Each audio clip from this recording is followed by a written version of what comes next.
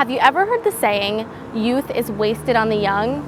Well, one young woman has more than proven that wrong. She is an activist, a public servant, and she's using her place in the digital generation to change the world.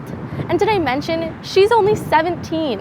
Her name is Victoria Pinnell, and she is showing us that age really is just a number. And so it's my duty to do something, especially if I have the resources and I have the ability to say something about it. Who am I to not do anything? Victoria's been stepping out of herself since she was just a little girl. At the age of 6, so moved by the victims of Hurricane Katrina, she and her mom headed down to New Orleans to volunteer.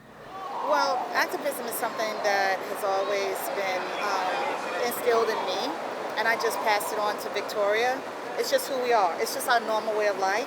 You know, a lot of other people pay attention to it, but it comes very naturally to us. Just 6 years later, Victoria was cast in a public service announcement to tell the story of a real victim of child sex trafficking. The experience ignited a spark within her to put an end to the issue, which continues to be a crisis around the world. I thought I'd never get away. My pimp advertised me online at Backpage.com. That's how these guys would buy me. I'm 13. I got a chance to meet her and other victims of child sex trafficking. It was in Washington, D.C., and I met them.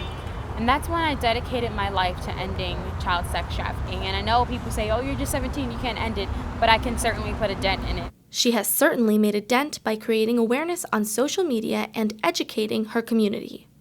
Most people don't even know that sex trafficking exists, and if they do know that it exists, they feel like it's not directly affecting them. And even if it's not directly affecting you, think about someone you love. Think about a cousin who might be a little bit younger than you, or think about a sister or brother, and imagine them being raped over and over again, and how would you feel about it? And that's when it becomes a personal issue to people. So letting them know that sex trafficking is happening not just overseas, but in their backyard is the first step.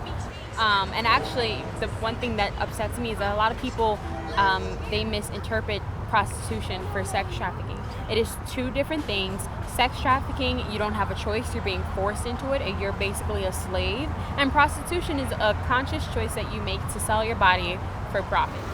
Victoria reached a national audience last year when she was invited to give a TED Talk in San Diego about her work to end child sex trafficking. But she didn't stop there, because her community and the entire world are filled with endless problems that remain unsolved.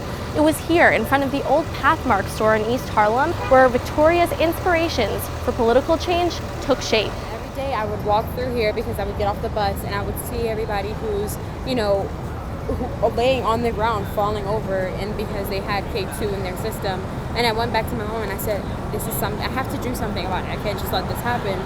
And so I talked to my friends, I talked to my mom, and I said, hey, let's have a food giveaway, because that's what me and my mom do best. We give out food, annually. We give out over 500 bags of groceries every year. And so we said, let's give out food. So we packed up sandwiches, we made them all, and we got drinks and water, and we came out here right there, and we started giving it out. And 5 minutes later, the line was literally around the block. People were waiting in line to get something to eat because they were so hungry, and they were also homeless and on K2, and they were hungry.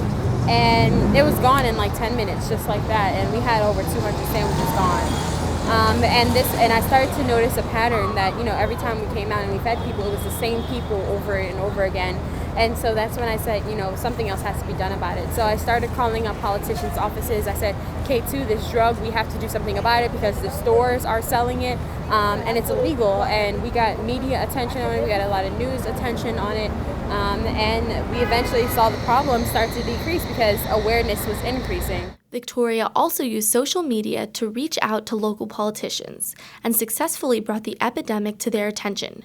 Several months later, in October 2015, Mayor Bill de Blasio signed legislation to criminalize the sale of K2, and Governor Cuomo even spoke out about the problem. We've seen this before, and it's reared its ugly head once again. This triumph inspired Victoria to go even further and get involved with politics herself. spread. But I'm the youngest member on Community Board 10, although in amongst the other 12 community boards, we do have some 16 and 17-year-olds, Wow, which yeah. is pretty cool because we can meet up and talk about issues that are important to us. But I found that the community board really gives me a chance to expand my voice and to amplify my voice and make sure that people hear the issues that our community, that is affecting our community.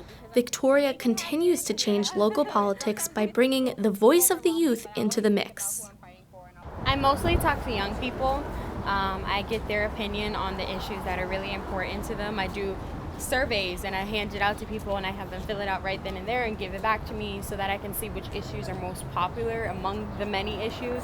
And then I try to change legislation surrounding it. I try to create awareness about the issues. I also ask those young people to join me. If they feel really passionate about it, then they want to speak out themselves and they want to, let the community know that certain issue isn't good for our communities. And so I get my issues from them. I also see stuff that I just think is wrong in my community, like drugs, like child sex trafficking, like littering, or whatever the case may be, and then I just speak out about it.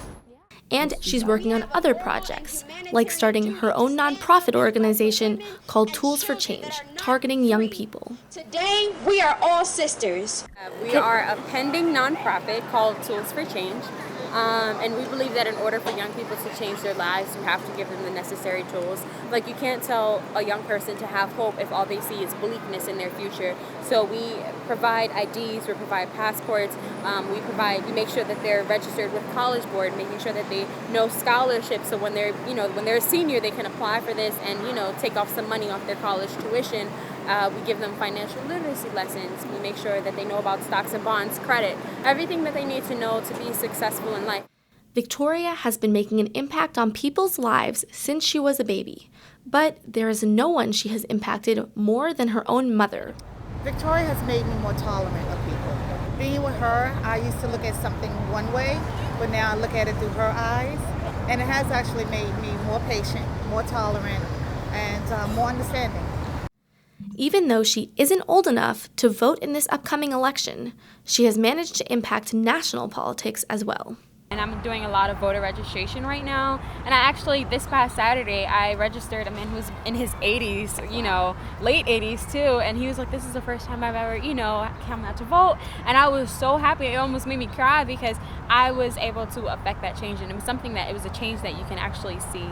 And her aspirations don't stop there. I want to run for president 2036. I feel like I can make a lot of change. I can't run until I'm 35. So 2036, it's happening. It's going down. A lot of people think I'm joking, and then I look at them and I'm like, hey, I'm really not joking. I'm very serious.